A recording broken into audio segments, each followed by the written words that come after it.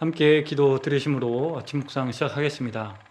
하나님 감사합니다. 요동치는 현실, 그래서 한치 앞을 볼 수 없는 칠흑과 같은 어두운 상황에서 살아가고 있는 우리들입니다. 그런 우리를 주님 앞으로 인도하여 주셔서 마음과 생각을 지킬 수 있도록 도와주시니 감사합니다. 또한 상황에 매몰되며 좋지 않는 결단으로 사망의 길을 쫓아가지 않도록 인도하여 주시니 감사합니다. 오히려 어렵지만 인내하게 하시며 일상을 주님과 함께 살아갈 수 있도록 말씀으로 함께하여 주시니 감사합니다. 이 시간 그 은혜를 기억하며 주님 앞으로 나아갑니다. 주님 말씀하여 주시고 그 말씀의 힘을 얻어 주님을 높이는 우리 모두가 되게 하옵소서. 감사드리며 예수님의 이름으로 기도드립니다. 아멘. 함께 찬송가 300장 함께 찬양 드리겠습니다.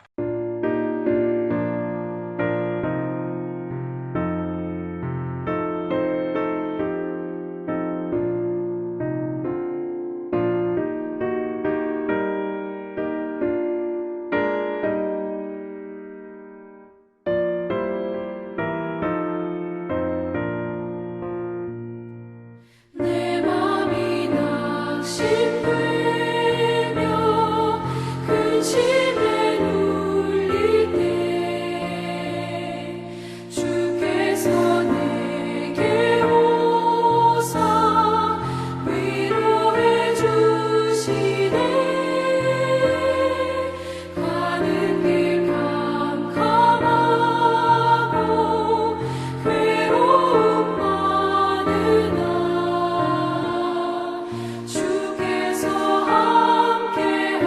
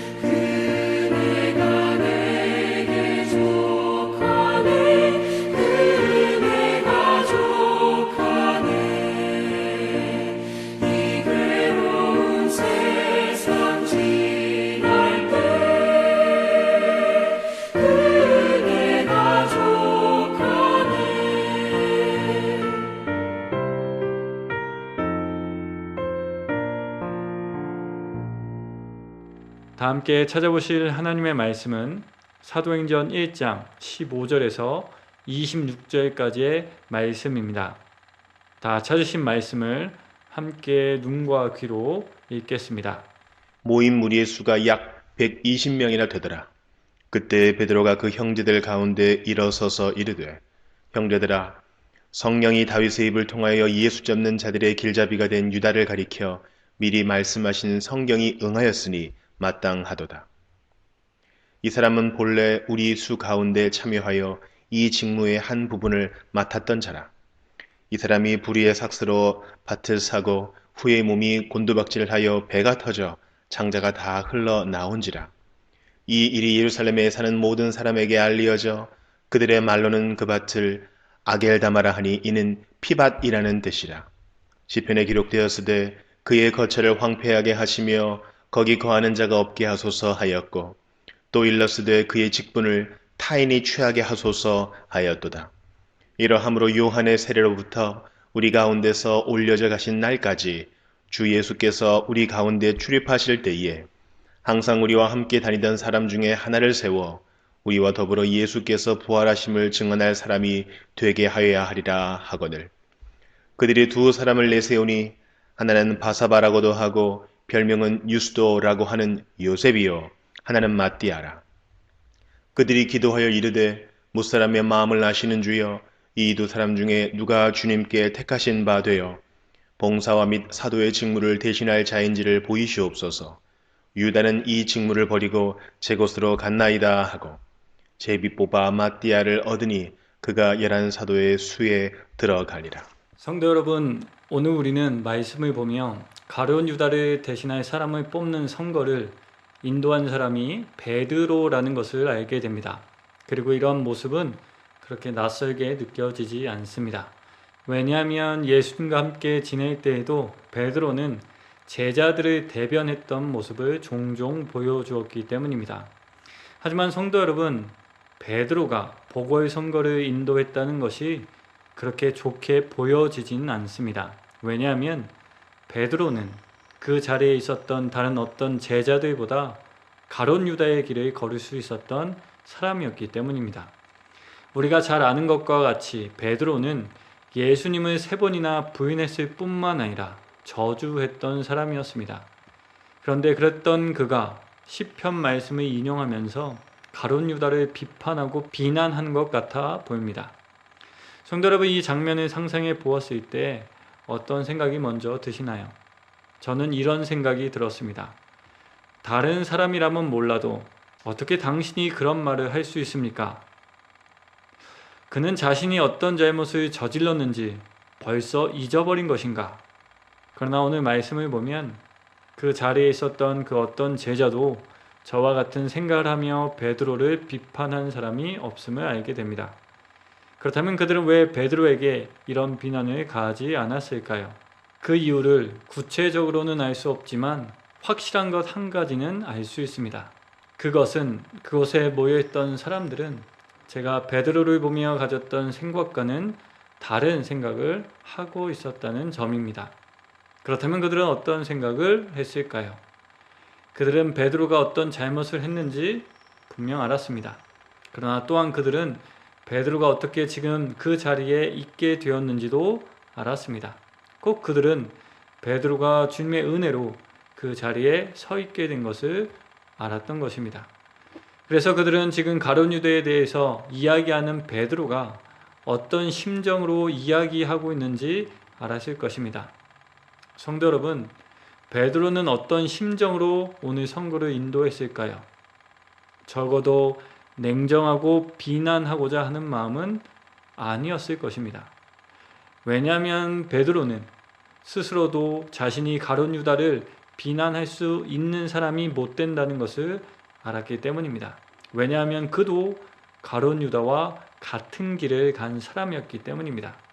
하지만 그는 예수님의 은혜로 회개하며 그 길에서 돌이킬 수 있었습니다. 그런 그가 지금 가룟 유다에 대해서 이야기하고 있습니다. 그 마음이 얼마나 찔렸을까요? 또한 가룟 유다를 생각하며 얼마나 안타까워했을까요? 아마도 이렇게 이야기했을 것 같습니다. 가룟 유다여, 당신도 나처럼 주님의 은혜로 돌아올 수 있었을 텐데. 사실 성경에 나타난 베드로는 그렇게 차갑고 냉정한 사람이 아닙니다. 누구보다도 혈기왕성하였고 다른 사람의 마음을 대변할 줄 아는 사람이었습니다. 그런 그가 오늘 갑자기 냉정한 사람이 되어 강경한 어투로 자신과 같은 실수를 한 사람을 비난했다는 것은 쉽게 받아들여지지 않습니다. 그리고 이것을 당시 베드로의 이야기를 듣고 있었던 모든 사람들은 알고 있었습니다. 그렇습니다. 성도 여러분, 베드로가 지금 보궐선거를 인도하는 것은 그가 리더였기 때문이 아닙니다. 지금 그가 보궐선거를 인도하는 것은 자신도 가룟 유다의 길을 간 사람이었지만 은혜로 그 자리에 있음을 보여주기 위함이었습니다. 그래서 그것에 모인 모든 제자들은 그런 베드로를 보며 비난하지 않았습니다. 오히려 베드로를 통하여 나타난 하나님의 은혜를 마음 깊이 새길 수 있게 되었을 것입니다. 성도 여러분, 이것이 초대교회가 시작할 때 일어난 일들이었습니다. 계속 생각해도 놀라운 것은 그들은 자신의 연약함을 감추지 않았다는 점입니다. 베드로가 가룟 유다의 이야기를 하는 것은 정말 베드로에게는 부끄러운 일이었을 것입니다. 그러나 그들은 그 부끄러움을 감추지 않았습니다. 그러나 또한 그렇다고 해서 연약함을 자랑한 것은 아니었습니다. 또한 자신의 연약함에 무뎌지지도 않았습니다. 정죄하지도 않았습니다. 그런데요, 연약함과 부끄러움을 감추지 않았던 이들이 놀라운 공동체를 세울 수 있게 되었습니다. 이것은 너무나 신비로운 일입니다. 연약함을 고백하는데 어떻게 그들은 서로를 신뢰하며 하나 될 수 있었을까요? 성도 여러분, 이것이 가능했던 이유는 하나님이 은혜로우신 분이심을 모두가 믿었기 때문입니다. 여기서 중요한 것은 그것에 모인 모든 사람들이 같은 믿음을 가졌다는 점입니다. 만약 베드로만 혹은 어떤 특정 개인만 하나님께서 은혜로우신 분이심을 믿었다면 아마 오늘 본문과 같은 일은 일어나지 못했을 것입니다. 그러나 모두가 죄에서 돌이키게 하시는 하나님의 은혜로우심을 믿었기에 그들은 베드로를 비난하지 않았습니다. 오히려 그 연약함을 통하여 증거된 하나님의 은혜와 영광을 통하여 감사했습니다. 함께 하나 되어 성숙한 길로 나아갈 수 있게 되었습니다. 그래야 그들은 그리스도의 증인으로 살아갈 수 있었습니다. 그리고 이러한 믿음의 고백이 담긴 모습은 선거의 결과를 통해서도 발견하게 됩니다. 당시 선거에서 후보로 올려진 사람은 2명이었습니다. 한 명은 바사바라고도 하고 별명은 유스도라고 하는 요셉이었고 또 한 명은 마띠아이었습니다. 그런데 본문을 보시면 요셉이란 후보를 소개하는 것과 마띠아를 소개하는 것이 다름을 보게 됩니다. 요셉에게는 마띠아와 다르게 여러 설명들이 붙어 있는 것을 볼 수 있습니다. 여기서 바사바는 안식일의 아들이란 뜻으로 아마 요셉이 태어난 날이 안식일이라서 붙여진 것 같습니다. 또한 유스도는 헬라어로 의로움이라는 뜻을 가진 단어인데요. 요셉은 사람들에게 의로운 사람이라 인정받았던 것 같습니다. 이에 반해 마띠아에게는 그 어떤 설명도 붙어 있지 않습니다. 성도 여러분, 만약 성도 여러분이 투표권을 가졌다면 누구에게 표를 주시겠습니까? 저는 설명이 거의 없는 마띠아보다는 의로운 사람이라는 별명을 가진 요셉에게 투표했을 것 같습니다. 그런데요, 결과는 이런 제 생각과는 전혀 다르게 나타났습니다. 본문 26절을 보시면 제비 뽑아 마띠아를 얻으니 그가 11사도의 수에 들어가니라 라고 기록되어 있습니다. 곧 당시 모인 사람들은 요셉이 아닌 마띠아를 뽑았습니다. 상식적이지 않은 결과가 나타난 것입니다. 어떻게 이런 결과가 일어날 수 있었을까요? 오늘 말씀의 맥락에서 보았을 때 또한 베드로를 보았을 때 하나님께서 베드로에게 주신 은혜를 그들이 기억했기 때문은 아니었을까요? 약한 자를 통하여 하나님의 영광을 드러내시는 하나님의 은혜를 그들 모두가 알았기 때문은 아니었을까요? 그렇게 그들은 받은 은혜, 이해된 은혜를 실제로 적용하며 세상과 다른 하나님의 나라의 삶을 살아갔습니다. 좀 다른 선택을 하며 하나님의 나라를 함께 세워갔습니다. 성도 여러분, 교회의 역사를 기록하고 있는 사도행전을 보면 우리는 하나님의 인도하심을 보게 됩니다. 그런데 그 인도하심이 우리의 생각과 다름을 알게 됩니다. 사회 안에 만연한 가치관과 원리와 다름을 발견하게 됩니다. 그래서 우리는 감사하게 됩니다. 마음의 감동을 받게 됩니다. 참 선함이, 참 의로움이, 참 사랑이, 그리고 이 모든 것을 통해서 참 좋은 삶을 살아가는 모습이 교회를 세우시는 하나님의 인도하심을 통하여 나타났고 또한 담겨져 있기 때문입니다. 그래야 우리는 이 인도하심을 신뢰하며 아름다운 하나님의 나라를 함께 꿈꾸게 됩니다. 그렇습니다. 하나님은 오늘 말씀을 통해서 우리의 마음에 참 선한 것을 품게 하시며 우리의 삶을 지도하시고 우리의 공동체를 성숙하게 하십니다.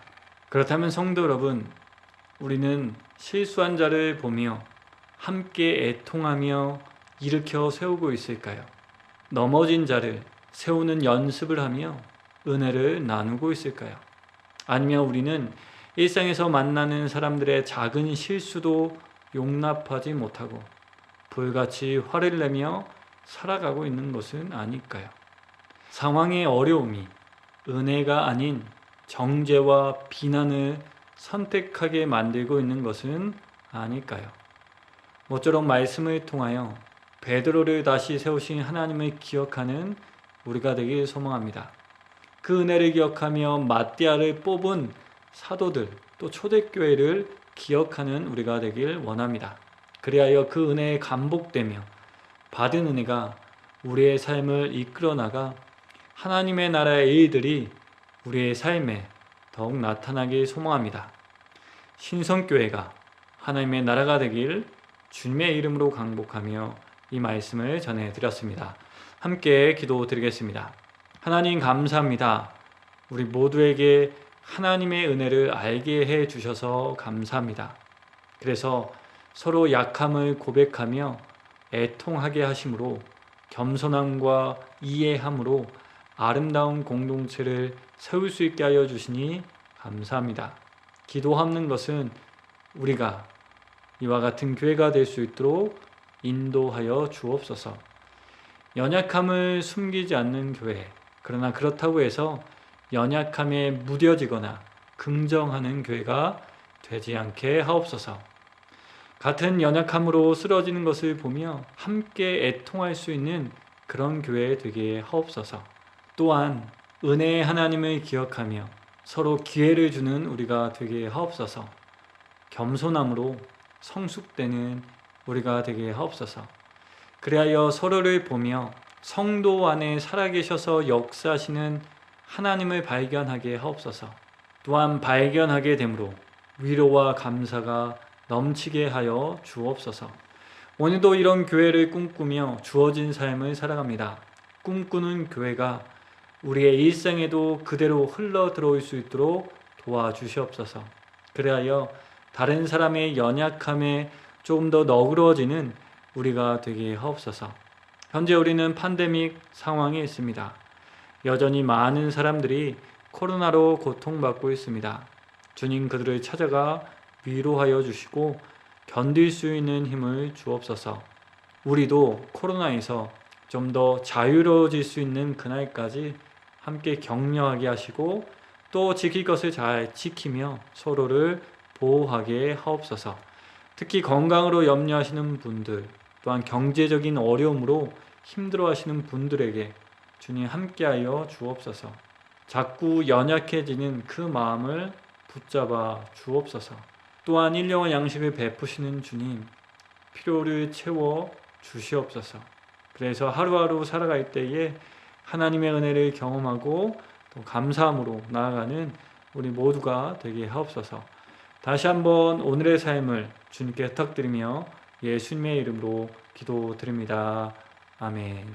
다 함께 주님께서 가르쳐 주신 기도 드리심으로 아침 묵상을 마치겠습니다. 하늘에 계신 우리 아버지, 아버지의 이름을 거룩하게 하시며 아버지의 나라가 오게 하시며 아버지의 뜻이 하늘에서와 같이 땅에서도 이루어지게 하소서. 오늘 우리에게 일용할 양식을 주시고 우리가 우리에게 잘못한 사람을 용서하여 준 것 같이 우리 죄를 용서하여 주시고 우리를 시험에 빠지지 않게 하시고 악에서 구하소서. 나라와 권능과 영광이 영원히 아버지의 것입니다. 아멘.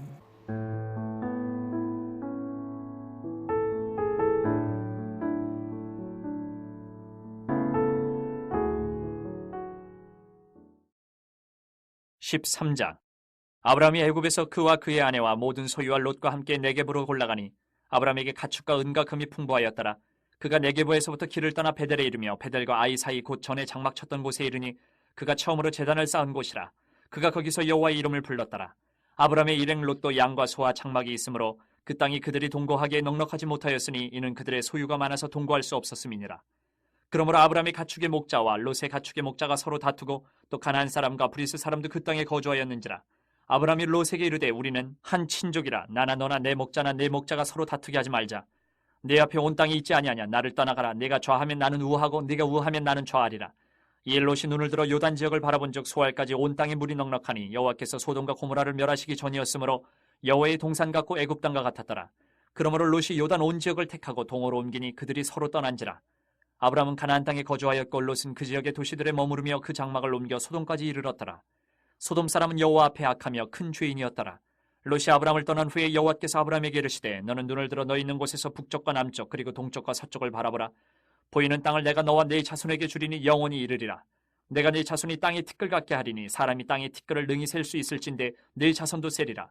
너는 일어나 그 땅을 종과 횡으로 두루 다녀보라. 내가 그것을 내게 주리라. 이에 아브라함이 장막을 옮겨 헤브론에 있는 마므레 상수리 수풀에 이르러 거주하며 거기서 여호와를 위하여 제단을 쌓았더라.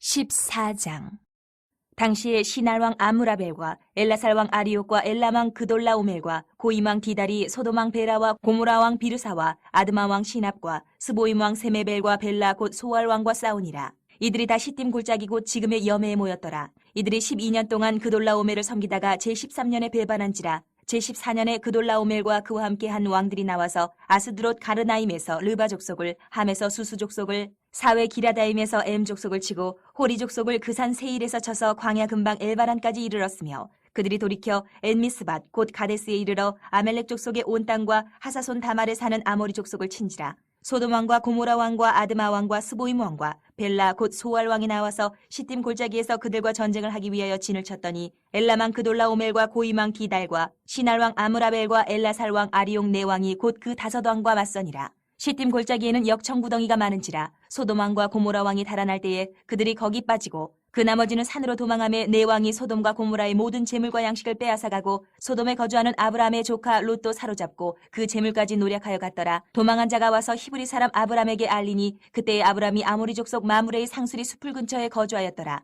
마므레는 에스골의 형제요 또 아넬의 형제라. 이들은 아브라함과 동맹한 사람들이더라. 아브라함이 그의 조카가 사로잡혔음을 듣고 집에서 길리고 훈련된 자 318명을 거느리고 단까지 쫓아가서 그와 그의 가신들이 나누어 밤에 그들을 쳐부수고 다메섹 왼편 호바까지 쫓아가 모든 빼앗겼던 재물과 자기의 조카 롯과 그의 재물과 또 부녀와 친척을 다 찾아왔더라. 아브라함이 그돌라오멜과 그와 함께한 왕들을 쳐부수고 돌아올 때에 소돔 왕이 사회 골짜기 곧 왕의 골짜기로 나와 그를 영접하였고 살레망 멜기세덱이 떡과 포도주를 가지고 나왔으니 그는 지극히 높으신 하나님의 제사장이었더라. 그가 아브라함에게 축복하여 이르되 천지의 주제이시오 지극히 높으신 하나님이여 아브라함에게 복을 주옵소서. 너희 대적을 내 손에 붙이신 지극히 높으신 하나님을 찬송할지로다 하며 아브라함이 그 얻은 것에서 10분의 1을 멜기세덱에게 주었더라. 소돔 왕이 아브라함에게 이르되 사람은 내게 보내고 물품은 내가 가지라. 아브라함이 소돔 왕에게 이르되 천지의 주제이시오 지극히 높으신 하나님 여호와께 내가 손을 들어 맹세하노니 내 말이 내가 아브람으로 치부하게 하였다 할까 하여 내게 속한 것은 실 한 오락이나 들매끈 한 가닥도 내가 가지지 아니하리라. 오직 젊은이들이 먹은 것과 나와 동행한 아넬과 에스골과 마므레의 분깃을 제할지니 그들이 그 분깃을 가질 것이니라. 15장. 이후에 여호와의 말씀이 환상 중에 아브람에게 임하여 이르시되 아브람아 두려워하지 말라. 나는 내 방패여 너의 지극히 큰 상급이니라. 아브람이 이르되 주 여호와여 무엇을 내게 주시려 하나이까. 나는 자식이 없사오니 나의 상속자는 이 다메섹 사람 엘리에셀이니이다. 아브람이 또 이르되 주께서 내게 씨를 주지 아니하셨으니 내 집에서 기른 자가 내 상속자가 될 것이니이다. 여호와의 말씀이 그에게 임하여 이르시되 그 사람이 내 상속자가 아니라 내 몸에서 날 자가 내 상속자가 되리라 하시고 그를 이끌고 밖으로 나가 이르시되 하늘을 우러러 뭇별을 셀 수 있나 보라. 또 그에게 이르시되 내 자손이 이와 같으리라. 아브람이 여호와를 믿으니 여호와께서 이를 그의 의로 여기시고 또 그에게 이르시되 나는 이 땅을 내게 주어 소유를 삼게 하려고 너를 갈대아인의 우르에서 이끌어낸 여호와니라. 그가 이르되 주 여호와여 내가 이 땅을 소유로 받을 것을 무엇으로 알리까. 여호와께서 그에게 이르시되 나를 위하여 3년 된 암소와 3년 된 암염소와 3년 된 순양과 산비둘기와 집비둘기 새끼를 가져올지니라. 아브람이 그 모든 것을 가져다가 그 중간을 쪼개고 그 쪼갠 것을 마주대하여 놓고 그 새는 쪼개지 아니하였으며 솔개가 그 사치 위에 내릴 때에는 아브람이 쫓았더라. 해질 때에 아브람에게 깊은 잠이 임하고 큰 흑암과 두려움이 그에게 임하였더니 여호와께서 아브람에게 이르시되 너는 반드시 알라. 내 자손이 이방에서 객이되어 그들을 섬기겠고 그들은 400년 동안 내 자손을 괴롭히리니 그들이 섬기는 나라를 내가 징벌할지며 그 후에 내 자손이 큰 재물을 이끌고 나오리라. 너는 장수하다가 평안히 조상에게로 돌아가 장사될 것이요 내 자손은 4대 만에 이 땅으로 돌아오리니 이는 아모리 족속의 죄악이 아직 가득 차지 아니함이니라 하시더니 해가 져서 어두울 때에 연기나는 화로가 보이며 타는 횃불이 쪼갠 고기 사이로 지나더라. 그날에 여호와께서 아브람과 더불어 언약을 세워 이르시되 내가 이 땅을 애굽 강에서부터 그 큰 강 유브라데까지 네 자손에게 주노니 곧 겐 족속과 그니스 족속과 감문 족속과 헷 족속과 브리스 족속과 르바 족속과 아모리 족속과 가나안 족속과 기르가스 족속과 여부스 족속의 땅이니라 하셨더라. 16장. 아브람의 아내 사레는 출산하지 못하였고 그에게 한 여종이 있으니 애굽 사람이요 이름은 하갈이라. 사레가 아브람에게 이르되 여호와께서 내 출산을 허락하지 아니하셨으니 원하건대 내 여종에게 들어가라. 내가 혹 그로 말미암아 자녀를 얻을까 하노라 하매 아브라함이 사레의 말을 들으니라. 아브라함의 아내 사레가 그 여종 애굽 사람 하갈을 데려다가 그 남편 아브라함에게 처부를 준 때는 아브라함이 가나안 땅에 거주한 지 10년 후였더라. 아브라함이 하갈과 동침하였더니 하갈이 임신하매 그가 자기의 임신함을 알고 그의 여주인을 멸시한지라. 사레가 아브라함에게 이르되 내가 받는 모욕은 당신이 받아야 옳도다. 내가 나의 여종을 당신의 품에 두었거늘 그가 자기의 임신함을 알고 나를 멸시하니 당신과 나 사이에 여호와께서 판단하시기를 원하노라. 아브라함이 사레에게 이르되 당신의 여종은 당신의 수중에 있으니 당신의 눈에 좋을 대로 그에게 행하라 하매 사레가 하갈을 학대하였더니 하갈이 사레 앞에서 도망하였더라. 여호와의 사자가 광야의 샘물 곁 곧 술길 샘 곁에서 그를 만나 이르되 사레의 여종 하갈아 내가 어디서 왔으며 어디로 가느냐. 그가 이르되 나는 내 여주인 사레를 피하여 도망하나이다. 여호와의 사자가 그에게 이르되 내 여주인에게로 돌아가서 그 수하에 복종하라. 여호와의 사자가 또 그에게 이르되 내가 내 씨를 크게 번성하여 그 수가 많아 셀 수 없게 하리라. 여호와의 사자가 또 그에게 이르되 내가 임신하였은즉 아들을 낳으리니 그 이름을 이스마엘이라 하라. 이는 여호와께서 내 고통을 들으셨음이니라. 그가 사람 중에 들러기같이 되리니 그의 손이 모든 사람을 치겠고 모든 사람의 손이 그를 칠지며 그가 모든 형제와 대항에서 살리라 하니라. 하갈이 자기에게 이르신 여호와의 이름을 나를 살피시는 하나님이라 하였으니 이는 내가 어떻게 여기서 나를 살피시는 하나님을 배웠는고 함이라. 이러므로 그 샘을 부엘라 헤로이라 불렀으며 그것은 가데스와 베레 사이에 있더라.